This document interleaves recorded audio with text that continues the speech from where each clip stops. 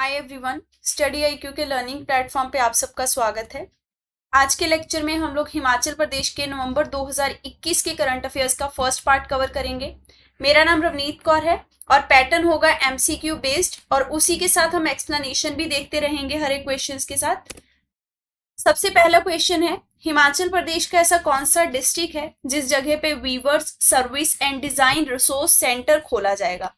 Important है ये question क्योंकि रिसेंटली जो हमारे union minister of commerce and industry हैं पीयूष गोयल जी, उन्होंने विजिट किया था हिमाचल प्रदेश में, तब उन्होंने ये अनाउंसमेंट किया है। इसका करेक्ट आंसर है कुल्लू। तो कुल्लू में ये सेंटर सेटअप करने की बात चल रही है। सबसे इंपॉर्टेंट चीज, अगर ये सेटअप हो जाता है तो जो भी हिमाचल प्रदेश का अट्रैक्टिव हैंडीक्राफ्ट है उसको इंटरनेशनल प्लेटफॉर्म पे भी बूम मिल सकता है और नेशनल लेवल पे मार्केट जो है वो और स्ट्रांग हो सकती है। इसके अलावा एक और चीज ध्यान रखेंगे, 2 कैंपेन्स हुई थी, उनके नाम आपसे पूछे जा सकते हैं। एक कैंपेन का नाम है सेवा और एक कैंपेन का नाम है समर्पण।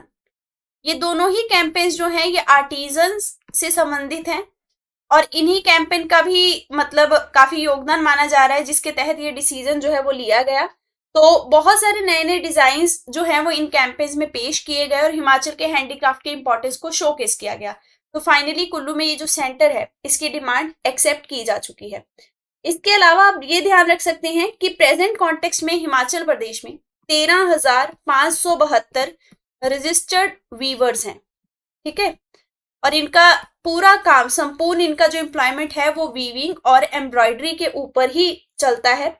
जो चंबा के हैंकर चीफ्स हैं उनके बारे में हम जानते हैं, प्लस कुल्लू के शॉल हो गए, बहुत फेमस हैं, इन सबको जीआई टैग भी मिल चुका है। तो इससे जो हैंडीक्राफ्ट्स का इंपॉर्टेंस है हिमाचल प्रदेश की इकोनॉमी में उसको आप समझ सकते हैं। जब हिमाचल प्रदेश के हैंडीक्राफ्ट प्रोडक्ट्स को जीआई टैग मिले हुए हैं तो डेफिनेटली हैंडीक्राफ्ट्स में हिमाचल को अगर ये सेंटर मिलता है तो और भी ये सेक्टर जो है ये एक्सेल हो सकता है, ठीक है।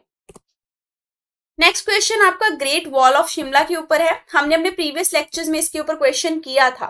अब जो क्वेश्चन है वो ये है कि कौन से आर्टवर्क के द्वारा ये आपकी ग्रेट वॉल ऑफ शिमला को प्रिपेयर किया गया है, यानी कि ये किसके द्वारा डेवलप की गई, प्रिपेयर की गई। करेक्ट आंसर है आपका ऑर्किड शिमला। और अगर इस ग्रेट वॉल ऑफ शिमला के बारे में मैं आपको रिकॉल करवाऊं इंफॉर्मेशन, तो 5 लाख आपकी वेस्ट बॉटल कैप्स जो है उनको यूज किया गया इसको बनाने के लिए। कार्बन फ्री प्लास्टिक जो है उसको यूज किया गया है। इसकी अगर लेंथ की बात की जाए तो 275 फीट इसकी लेंथ है। अगर हाइट की बात की जाए तो 15 फीट इसकी हाइट है, ठीक है। और जो रेजिडेंट है उन्होंने एक मैसेज कन्वे किया है किस तरीके से हम इन्वायरमेंट फ्रेंडली मैनर्स में यूज कर सकते हैं। अगर ये प्लास्टिक की बॉटल कैप यहाँ यूज नहीं होती तो आप समझ सकते हैं कि वो एट द एंड हमारे इन्वायरमेंट को नुकसान पहुंचाती और वेस्ट क्रिएट करती। लेकिन उन्होंने बताया किस तरीके से हम वेस्ट टू वेल्थ क्रिएट कर सकते हैं। अब आप ये सोचेंगे कि ये जो वेस्ट से बनी हुई वॉल है ये वेल्थ कैसे क्रिएट करेगी। इस तरीके से करेगी, आप देखिए कितनी सुंदर बनी हुई है, ठीक है। तो हिमाचल प्रदेश वैसे भी टूरिज्म के लिए जाना जाता है। अगर इस तरीके की एक्टिविटीज होती हैं और इस तरीके की वॉल्स बनाई जाती हैं तो ये टूरिस्ट का भी एक अट्रैक्टिव जो रीजन है वो बन सकती है टूरिस्ट के लिए। तो टूरिज्म को भी इससे ग्रोथ मिल सकता है। तो ये वेस्ट टू वेल्थ का एक परफेक्ट एग्जाम्पल है जो कि शिमला ने क्रिएट किया। नेक्स्ट क्वेश्चन है आपका, हिमाचल प्रदेश के कौन से डिस्ट्रिक्ट के सॉक्स और ग्लव्स को जीआई टैग मिल चुका है। तो जीआई टैग बेसिकली क्या होता है, इससे ये पता लगता है कि उस पर्टिकुलर एरिया की ये जो चीज है ये सिर्फ इस एरिया से बिलोंग करती है और ये स्पेसिफिसिटी है उस एरिया की, ठीक है। मतलब ये कोई भी, जैसे आप वस्तु की बात कर रहे हैं, अगर उसे जीआई टैग मिला है तो वो उस लोकेलिटी की वजह से है, उस पर्टिकुलर प्लेस की वजह से है। इस तरीके से जीआई टैग दिया जाता है। अब इसका फायदा क्या हुआ, जैसे अब कहते हैं नागपुर के ऑरेंज बहुत मशहूर हैं, तो अगर आप भी बोलेंगे तो आप कहेंगे कि मुझे नागपुर के ऑरेंज खाने हैं क्योंकि बहुत सुना हुआ है। इस तरीके से महाराष्ट्र का आम बहुत फेमस है। तो मतलब वो एक टैग जो है वो उसकी इंपॉर्टेंस दर्शाता है और फाइनली जाके इकोनॉमी में भी कंट्रीब्यूट करता है। क्योंकि जब आप उस चीज को सुनते हैं, उसकी इंपॉर्टेंस को समझते हैं कि उस जगह का ये चीज बहुत फेमस है, तो डेफिनेटली वो चीज जो है उसकी डिमांड बढ़ जाती है। तो डिमांड बढ़ेगी तो इकोनॉमी में बूस्ट मिलेगा। तो ये जो अब सॉक्स एंड ग्लव्स हैं जिनको जीआई टैग मिला है, तो डेफिनेटली अब इनकी जो डिमांड है वो नेशनल मार्केट में बढ़ने का चांस ज्यादा रहेगा। और ये है आपकी लाहौल स्पीति डिस्ट्रिक्ट की, ये आपको ध्यान रखना है, ठीक है। अब ऐसा क्या है इनमें, मतलब ये कैसे खास है बाकी जगह में बनने वाली सॉक्स एंड ग्लव्स से, जो कि इन्हें ये वाला जीआई टैग दिया गया। ये कहा जाता है कि जो इनकी वीविंग की जाती है, ठीक है, सेपरेट पार्ट्स बना के उसमें 5 स्टिचेस लगाए जाते हैं, ठीक है। 8 अट्रैक्टिव कलर्स शीप वूल के इसमें यूज होते हैं इसको बनाने के लिए। और वैरायटी ऑफ ट्रेडिशनल टेक्सचर डाला जाता है, यानी कि किस तरीके से उसमें सिलाई बुनाई होगी वो बहुत बारीकी से की जाती है, ट्रेडिशनल मैनर में की जाती है। ये जो पूरा प्रोसेस है जिसमें कि 5 स्टिच लगेंगे, फिर 8 कलर यूज होंगे, ये सारे प्रोसेस को बोलते हैं हम लोग दाशी। लोकल लैंग्वेज में इसको वीव करने के प्रोसेस को दाशी बोला जाता है। और ज्योग्राफिकल डिजाइन जो है उसको भी यहाँ पे यूज किया जाता है इस सॉक्स को बनाने के लिए, ग्लव्स को बनाने के लिए। तो ये जो जीआई टैग मिला है ये बेसिकली इंडिकेट करता है कि इसकी जो अब इंपॉर्टेंस है, मार्केट है, वो बढ़ जाएगी। और एक और चीज ध्यान रख सकते हैं कि ये जीआई टैग इशू किसके द्वारा किया गया है, council for science technology for environment के द्वारा ये यूज किया गया है, इसको मतलब इशू किया गया है। तो ध्यान रखेंगे जो वीवर्स हैं, मैंने आपको पीछे फर्स्ट क्वेश्चन में करवाया, वीवर्स जो हैं उनकी इकोनॉमी को स्पेसिफिकली बूस्ट मिलेगा जब ऐसे जीआई टैग जो हैं हिमाचल प्रदेश के आर्ट एंड क्राफ्ट को और भी ज्यादा मिलते रहेंगे। नेक्स्ट क्वेश्चन है, देवमित्र तिवारी जी का रिसेंटली निधन हो गया है। ये मंडी डिस्ट्रिक्ट से बिलोंग करते थे। ये बहुत ही फेमस स्पोर्ट्स से रिलेटेड थे, तो आपको वो खेल का नाम बताना है जिसमें ये बहुत प्रख्यात थे। करेक्ट आंसर है फुटबॉल। इंपॉर्टेंट है ये क्वेश्चन, ध्यान रखेंगे। अगला क्वेश्चन है, वर्ल्ड बैंक ने 1168 करोड़ रुपीस जो है उनको सतलुज वाटर प्रोजेक्ट के लिए अप्रूव किया है। और इस सतलुज वाटर प्रोजेक्ट को 24 आवर की ड्रिंकिंग वाटर सप्लाई देने के लिए एक पर्टिकुलर शहर में लॉन्च किया गया है। तो कौन से शहर में, कौन सी जगह में ये प्रोजेक्ट हिमाचल प्रदेश के 24 घंटे पानी की सप्लाई देने का वादा कर रहा है? आंसर है शिमला। तो क्वेश्चन इस तरीके से घूम के आ सकता है कि सतलुज वाटर प्रोजेक्ट जो कि आपको शिमला में 24 घंटे वाटर फैसिलिटी देगा, उसको कौन सी इंटरनेशनल ऑर्गेनाइजेशन के द्वारा असिस्टेंस मिल रहा है? तो उसका करेक्ट आंसर हो जाएगा वर्ल्ड बैंक। अगर आपसे अमाउंट पूछा जाएगा तो अमाउंट हो जाएगा 1168 करोड़, ठीक है। और 1168 करोड़ के अलावा हिमाचल प्रदेश की जो गवर्नमेंट है वो भी कुछ पैसा इसमें लगाएगी। हिमाचल प्रदेश की गवर्नमेंट इसमें 657 करोड़ रुपीस खर्च करेगी। इस तरीके से अगर टोटल लागत पूछी जाए, टोटल कॉस्ट क्या हो जाएगी, तो दोनों को आप ऐड कर लीजिए। 1825 करोड़ रुपए का आपका ये प्रोजेक्ट है, ठीक है। और ये बोला जा रहा है कि 2050 तक ये प्रोजेक्ट एक बार अगर तैयार हो गया तो 2050 तक जो वाटर नीड्स हैं शिमला की, वो कभी भी वाटर डेफिसिट में नहीं जाएगा। हमेशा पानी की रिक्वायरमेंट पूरी होती रहेगी आसपास के एरिया में। शिमला को पर्टिकुलरली टारगेट इसलिए भी किया जा रहा है क्योंकि टूरिस्ट जो है वो मैक्सिमम यहाँ आते हैं। और ये प्रोजेक्ट 2026 तक बनके तैयार हो जाएगा, इसका टारगेट रखा गया है, ठीक है। टोटल लागत भी ध्यान रखेंगे 1825, जिसमें हिमाचल देगा 657 करोड़ रुपीस। नेक्स्ट क्वेश्चन है, ऐसी कौन सी स्कीम है जिसके तहत पहला बैम्बू विलेज हिमाचल प्रदेश की गवर्नमेंट के द्वारा डिस्ट्रिक्ट ऊना में कंस्ट्रक्ट किया जा रहा है? ये क्वेश्चन हमने बहुत बार किया है कि कौन से डिस्ट्रिक्ट में किया जाएगा। ऊना में ये बैम्बू विलेज बनेगा। ऊना का पर्टिकुलर प्लेस है आपका बॉल, ठीक है, जहां पे ये बनाया जाएगा। स्कीम का नाम क्या है? National bamboo mission. This is very important question, ठीक है। नेशनल बैम्बू मिशन के तहत आपका ये बैम्बू ग्राम जो है वो डेवलप किया जा रहा है। अब नेशनल बैम्बू मिशन की अगर बात करें तो ये आपका mission for integrated development of horticulture का सब मिशन है, ये आपको ध्यान रखना है, ठीक है। और ये मिशन लॉन्च कब हुआ था? Mission for integrated development of horticulture 2014-15 में ये लॉन्च हुआ था, ठीक है। अब नेशनल बैम्बू मिशन का मेन पर्पस क्या है? इसका पर्पस है बैम्बू की ग्रोथ को और भी ज्यादा डेवलप करना, क्योंकि बैम्बू बहुत इन्वायरमेंट फ्रेंडली माना जाता है।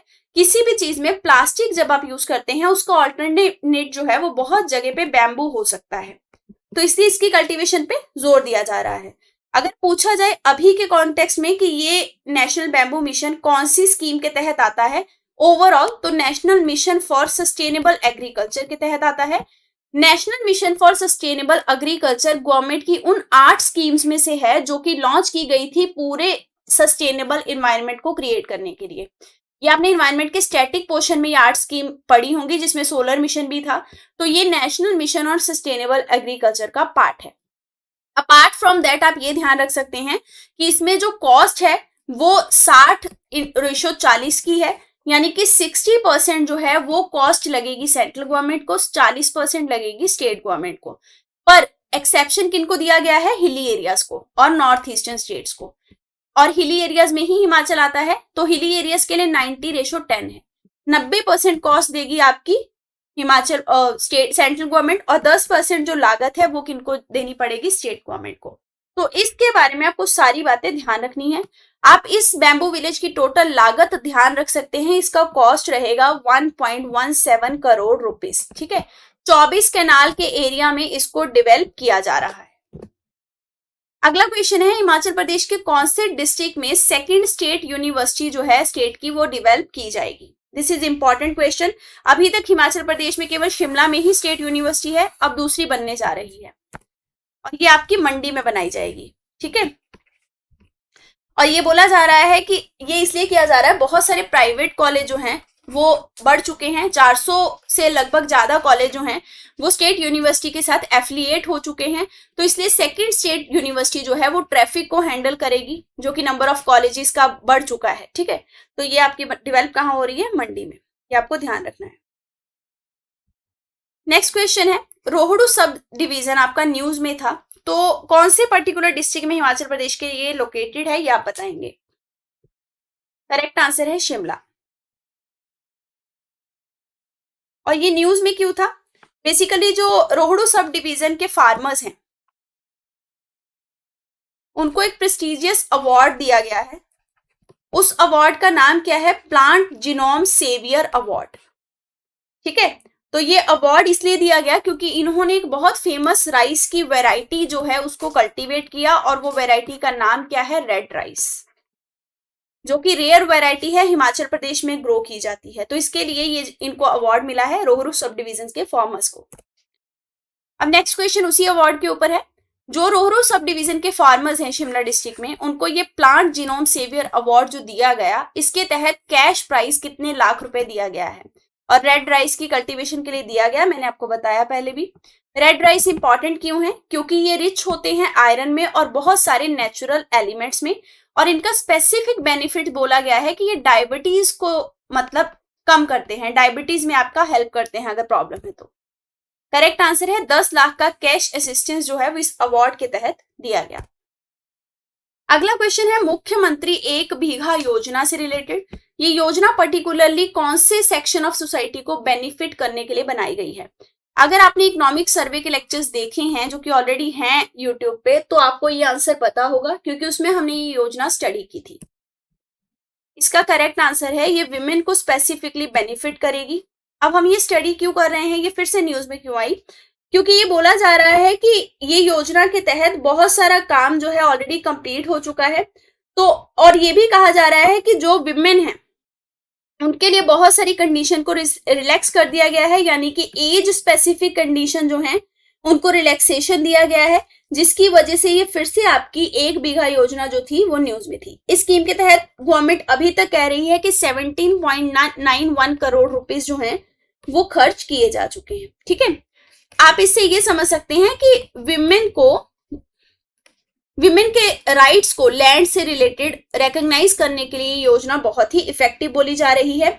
इसका मेन ऑब्जेक्टिव ही ये है कि हम विमेन को फाइनेंशियली क्या करेंगे? स्ट्रॉन्ग करेंगे, और जो भी विमेन सेल्फ हेल्प ग्रुप के साथ बिलोंग करती हैं उनको मदद दी जाएगी, और उनको ये बोला जाएगा कि वो गार्डनिंग कर सकती हैं, यानी कि उनके पास जो जमीन है उसको वो यूज करके फार्मिंग में अपना कॉन्ट्रीब्यूशन कर सकती हैं, और स्पेसिफिकली किचन गार्डनिंग पे फोकस किया जा रहा है। ठीक है, तो गवर्नमेंट हर तरीके की असिस्टेंस देगी ताकि आप किचन गार्डनिंग कर सकें और जो भी आपका जमीन है उसका आप प्रॉपर तरीके से यूज कर सकें, और विमेन को टारगेट कर रहे हैं तो विमेन एम्पावरमेंट के लिए बहुत अच्छा मूव है।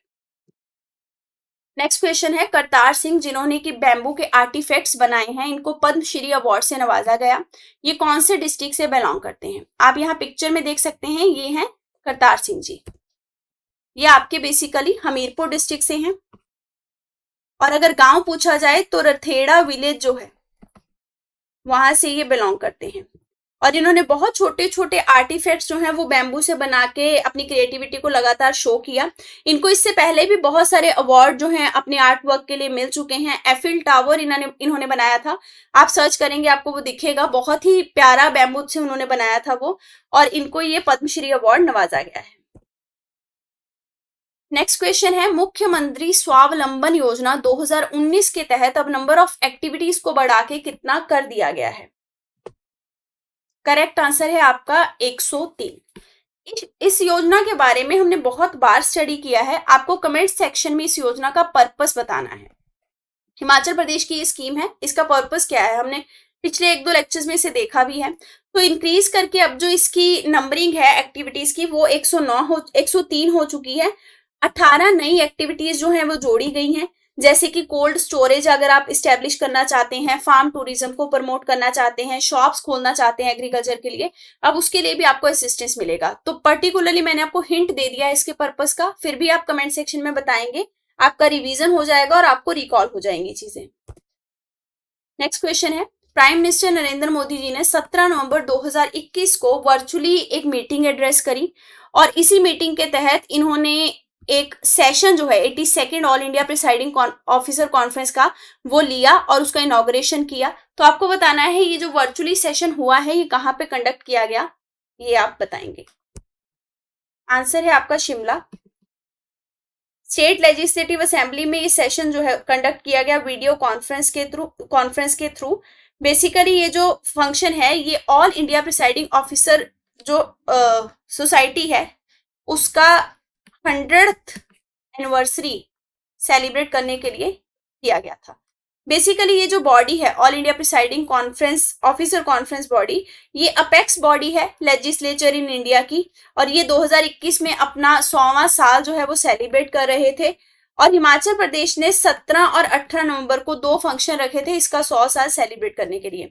जो फर्स्ट कॉन्फ्रेंस थी all India presiding officer conference थी, आपकी इसका मतलब 1921 में हुई थी। और ये क्वेश्चन आ सकता है, बहुत इंपॉर्टेंट है, किसी चीज का 100 साल 50 साल 30 साल कंप्लीट हुआ है इस साल, तो आपके लिए वो इंपॉर्टेंट है एग्जाम पॉइंट ऑफ व्यू से।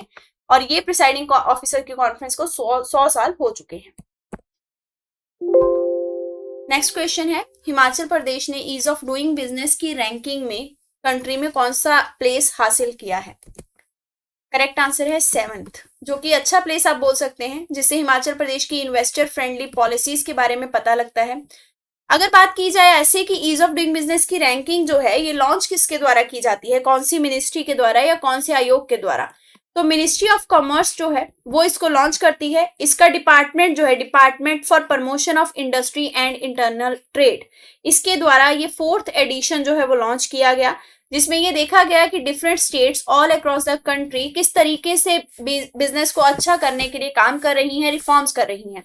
अगर ऐसे पूछा जाए कि कौन सी स्टेट ने इसमें टॉप किया है, तो ध्यान रखेंगे इस रैंकिंग में आंध्र प्रदेश ने टॉप किया है, क्योंकि फर्स्ट वाला जो रहता है उसके बारे में भी पूछा जा सकता है। और अगर बात करें कि ये ईज ऑफ डूइंग बिजनेस की रैंकिंग जो है ये किससे इंस्पायर्ड है, तो इंटरनेशनल लेवल पे वर्ल्ड बैंक के द्वारा डिफरेंट कंट्रीज की ease of doing business ranking launch की जाती है, ये उसी से इंस्पायर्ड है। नेक्स्ट क्वेश्चन है, चीफ मिनिस्टर जयराम ठाकुर जी ने Satluj textile and industrial limited का 2nd यूनिट इनॉग्रेट किया, ये कौन से डिस्ट्रिक्ट में इनॉग्रेट किया गया है ये आपको बताना है। इसका करेक्ट आंसर है सोलन। तो सोलन में ये लॉन्च हुआ है, पर्टिकुलरली बद्दी में। 239 करोड़ रुपीस जो हैं वो इसका खर्चा आया है इसको बनाने में, और ये कहा जा रहा है कि ये 600 लोगों को तो मिनिमम एम्प्लॉयमेंट जनरेट करके देगा। नेक्स्ट क्वेश्चन है, हिमाचल प्रदेश क्रॉप डाइवर्सिफिकेशन प्रमोशन प्रोजेक्ट कितनी डिस्ट्रिक्ट्स में हिमाचल प्रदेश के इंप्लीमेंट हो रहा है? तो ये प्रोजेक्ट क्रॉप डाइवर्सिफिकेशन को सिंबलाइज करता है और मोनोक्रॉप के कल्चर को खत्म करने की बात करता है, क्योंकि मोनोक्रॉप से क्या होता है, एक ही क्रॉप बार बार उगाने से सॉइल के जो न्यूट्रिएंट हैं वो एनरिच नहीं हो पाते हैं। क्रॉप डाइवर्सिफिकेशन जो मल्टीपल क्रॉप्स के मेथड को प्रोवाइड करता है उससे सॉइल भी एनरिच होती है, मार्केटिंग की ग्रोथ भी होती है, यानी कि हम डिफरेंट प्रोडक्ट्स जो है फार्मिंग के वो मार्केट में अवेलेबल हो पाते हैं, इससे इकोनॉमी भी बूस्ट होती है। तो प्रेजेंट कॉन्टेक्स्ट में ये आपका 5 डिस्ट्रिक्ट में चल रहा है। 2011 में ये शुरू किया गया था। कौन से 5 डिस्ट्रिक्ट में इंप्लीमेंट हो रहा है, इनके आप नाम ध्यान रख सकते हैं, मंडी, कांगड़ा, हमीरपुर, बिलासपुर, ऊना। अब ये बात कही जा रही है कि आने वाले टाइम में इनको 12 डिस्ट्रिक्ट में लॉन्च कर दिया जाएगा और ये डिफरेंट फार्मर फैमिलीज के सोशो इकोनॉमिक स्टेटस के लिए बहुत अच्छा साबित होगा। नेक्स्ट क्वेश्चन है, हिमाचल प्रदेश के para Olympic player Nishad Kumar ji को किस अवार्ड से नवाजा गया? तो नाम है अर्जुन अवार्ड जो इनको दिया गया। कमेंट सेक्शन में आप ये बताएंगे ये कौन से डिस्ट्रिक्ट से बिलोंग करते हैं।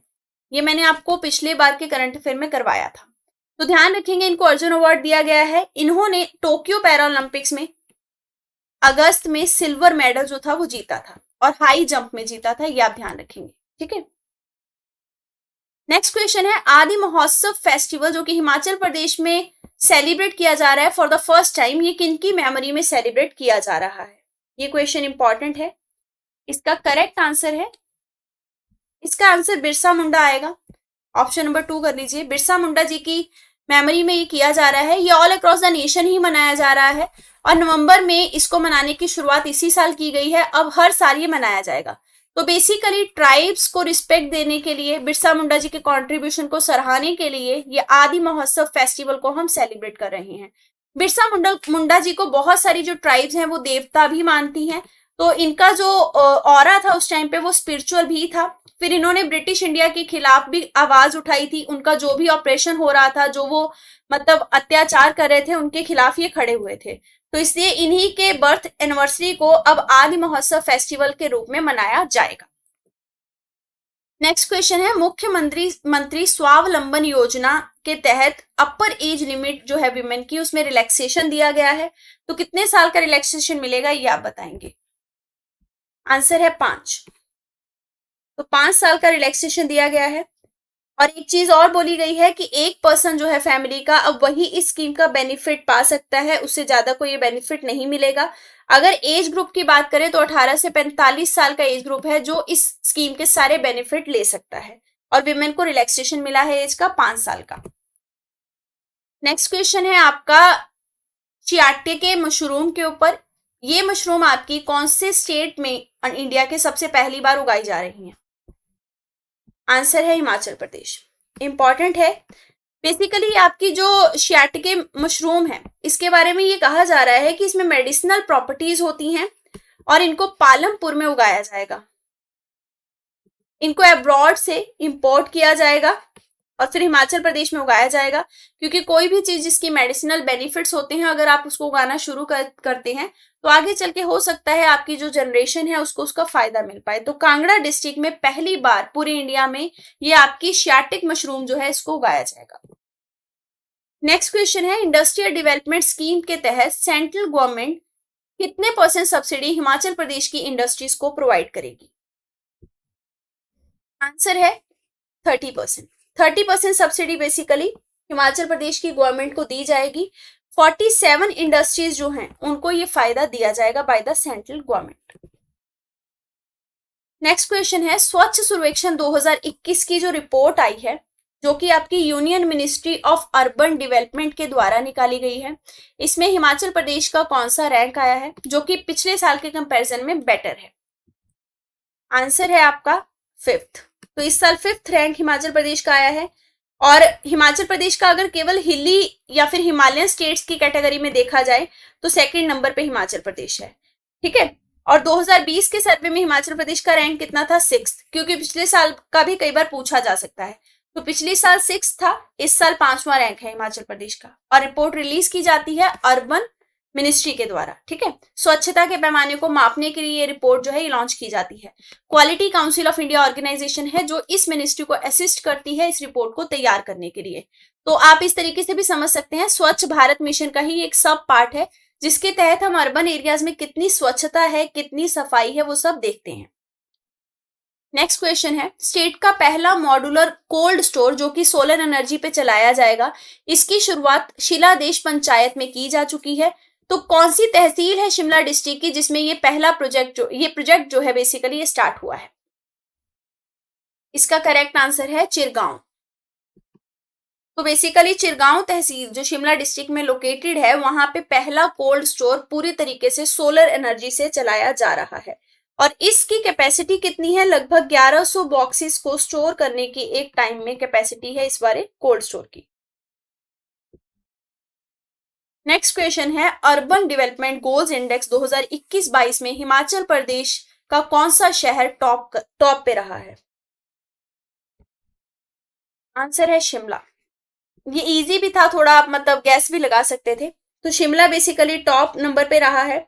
और नीति आयोग के sustainable development goal urban India index में ये रैंक हासिल किया गया है हिमाचल प्रदेश के शहर के द्वारा। तो इससे ये समझ लग गया कि अर्बन डेवलपमेंट गोल का जो इंडेक्स है वो नीति आयोग के द्वारा लॉन्च किया जाता है।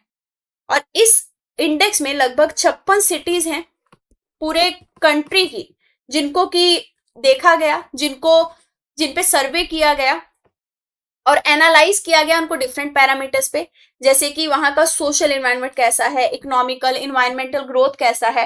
डिफरेंट पैरामीटर्स में इवेल्युएशन के बाद हिमाचल प्रदेश का जो शहर है उसने टॉप किया है और वो है शिमला।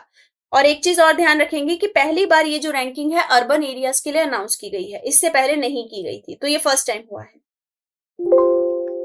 नेक्स्ट क्वेश्चन है, मार्टिर वर्जेश कुमार जी आपके कौन से हिमाचल प्रदेश के डिस्ट्रिक्ट से बिलोंग करते थे, जिनको कि पोस्टुमोसली शौर्य चक्र से नवाजा गया by the president of India in 2021? ये आपके ऊना डिस्ट्रिक्ट से थे, इनके बारे में ध्यान रखेंगे। ठीक है।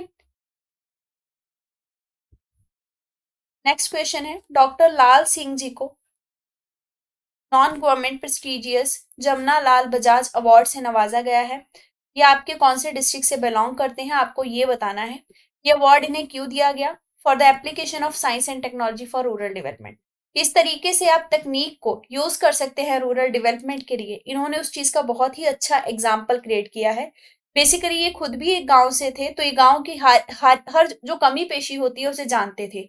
तो जब इन्होंने अचीव किया अपनी लाइफ में अच्छा, तो अपने गांव के लिए कुछ अच्छा करने का सोचा और गांव में कैसे डेवलपमेंट किया जा सकता है, कौन कौन से लूप होल्स होते हैं जिनको आप टेक्नोलॉजी के थ्रू ओवरकम कर सकते हैं, उस पे इन्होंने काम किया और इसके लिए इनको ऑनर किया गया है।